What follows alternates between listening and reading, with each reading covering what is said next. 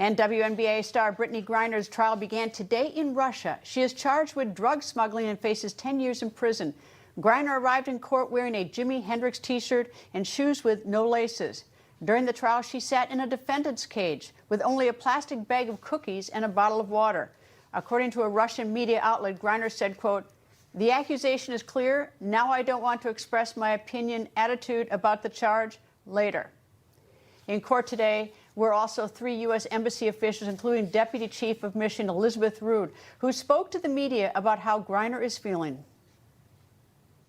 The U.S. Embassy, the American government, cares very deeply about this case and about Ms. Griner's welfare, as do millions of Americans, as well as we care about the welfare of all U.S. citizens in prison overseas. I did have the opportunity to speak with Ms. Griner in the courtroom. She is doing as well as can be expected in these difficult circumstances, and she asked me to convey that she is in good spirits. During today's 3-hour session, 2 witnesses testified for the prosecution. One is an airport customs official, and the next hearing is Thursday, July 7th. So far, Griner has spent more than 4 months in detention with no end in sight. Earlier, I spoke with Wilson Center's acting director, William Pomeranz. He's a Russian law expert and has been closely following Griner's case. Mr. Pomeranz, thank you very much for joining me. My pleasure. Mr. Pomeranz, what does this WNBA player face in a trial in Russia? Well, she faces a very strict procedure.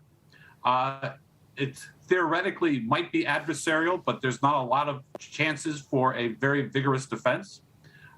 It will start with the reading of the evidence, and that will take several days. And then, no doubt, she will be found guilty because there is a bias towards conviction in Russian criminal trials. There is a 99% conviction rate. And I have no doubt that in this particular case, which has political connotations as well, she will be found guilty. All right, for people familiar with sort of the U.S. trials, what you would expect, I mean, I don't know what a reading of the evidence, it would be done through witnesses, but even a reading of the evidence, to me, it should take all of about 10 minutes going through customs, and she gets picked up and has something in her possession. It's either drugs or not drugs, and she would have a chance to question, cross-examine anyone who says she did anything wrong. Does she have anything even remotely like that? There is an opportunity to cross-examine, but essentially, since the Russian criminal system is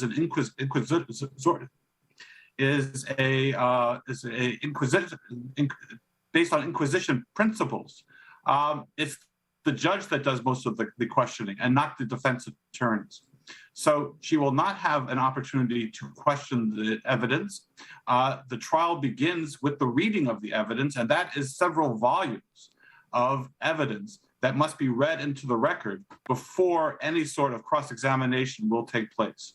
So it is a much more of a cut and dry situation and not a lot of chances for advocacy. All right, is it remotely, in your opinion, fair? No, because there is such a bias within the Russian criminal justice system. And there are various incentives in the criminal justice system that mitigate against any chance of acquittal, so that prosecutors are judged by their conviction rates. Judges are evaluated by the cases that are overturned. So there is no incentive, really, for the Russian judicial system to have acquittals. Again, indeed, it goes against the career aspirations of all of the judicial actors. All right. Is there, I suppose, I mean, Russia's denying that it's political, but she's in the most unfortunate position not only to have been picked up in Russia, especially as you describe the system, but that Ukraine is at war with Russia and the United States has supplied Ukraine with weapons and other aid.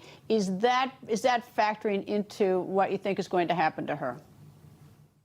Well, since it becomes a political trial, it becomes a much more contentious case. And in this particular instance, since an acquittal is basically non-existent.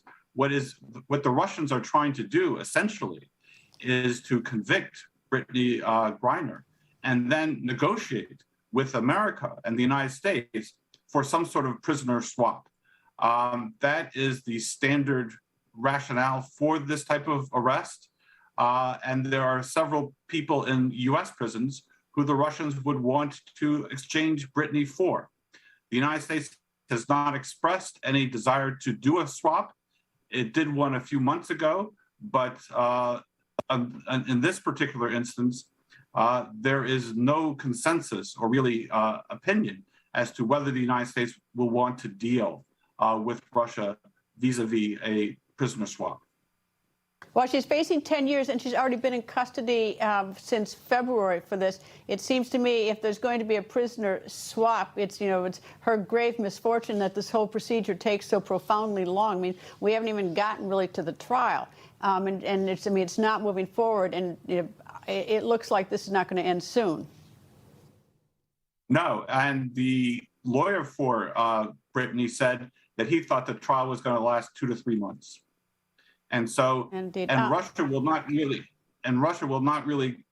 entertain any possibility of a swap until she is actually convicted.